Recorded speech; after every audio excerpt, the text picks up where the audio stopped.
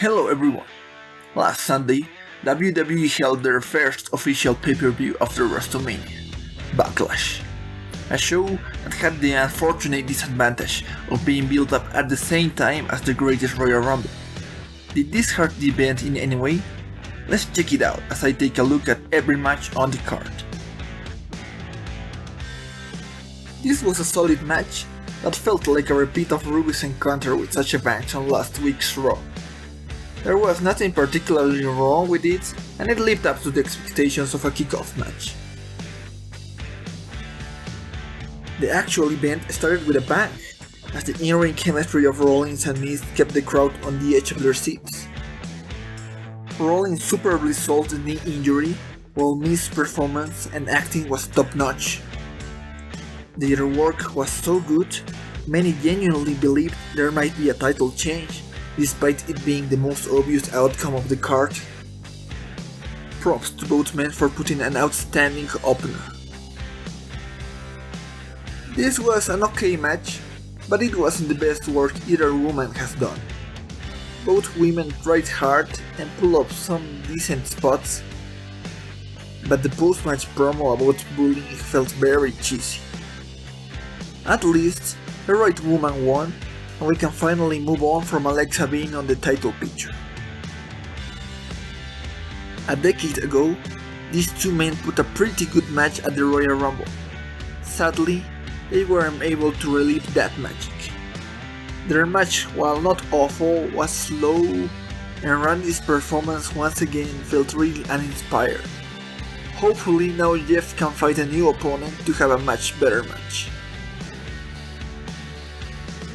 This was alright for the time given, but Cass still doesn't click as the performer WWE paints him to be. And the fact he tapped out so quickly to Bryan's Jazz Lock didn't help him at all.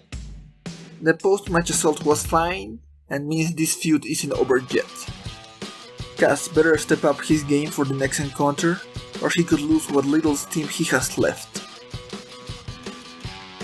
This wasn't good. Carmella tries hard, but she isn't in Charlotte's level in the ring, a fact that seriously hurt this match's quality, and made it quite boring to sit through. Also, the ending looked really weak, and it being so clean was one of the most bizarre booking choices of the night. This was a pretty good match, definitely the best these two have put together in WWE. The spot where AJ blocked a Kinshasa with the chair looked brutal and added to the intensity of the match. Low blows were used at the right times to get the crowd excited. It was on its way to become a 4 or 4.5 stars match. And then we had one of the worst match endings of the year. Why would a no disqualification match end due to a countout? This seriously hurt a good match only to prolong this feud. We've seen this match a couple of weeks ago, so there was nothing new to see here. Sami and Kevin were once again decimated by Braun and Bobby, and not even someone as over as Braun could get the crowd truly excited after the last match's ending.